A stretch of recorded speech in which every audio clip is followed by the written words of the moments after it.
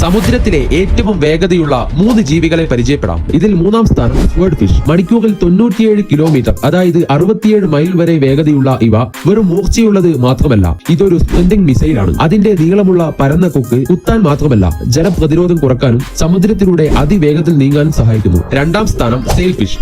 പലപ്പോഴും സമുദ്രത്തിലെ ചീറ്റ എന്ന് വിളിക്കപ്പെടുന്ന ഈ സെയിൽ ഫിഷിന് മണിക്കൂറിൽ 110 കിലോമീറ്റർ, അതായത് 68 മൈൽ വരെ വേഗത കൈവരിക്കാൻ കഴിയും. വേഗത കൂട്ടുമ്പോൾ അതിന്റെ കൂറ്റൻ ഡോർസൽ ഫിൻ, അതായത് അതിന്റെ സെയിൽ പരന്നതായി മടക്കിക്കളയുന്നു. കൂടാതെ വേഗതയിൽ നീങ്ങുമ്പോൾ ഇരയെ വെട്ടാൻ സെയിൽ ഫിഷ് അവയുടെ നീളമുള്ള കൊക്കുകൾ ഉപയോഗിക്കുന്നു. കൂട്ടമായാണ് ഇവ വേട്ടയാടുന്നത്. ഒന്നാം സ്ഥാനത്ത് ആരാണെന്ന് അറിയുന്നതിന് മുമ്പേ ചാനൽ ഒന്ന് സബ്സ്ക്രൈബ് ചെയ്യാനും ലൈക്ക് ചെയ്യാനും മറക്കല്ലേ.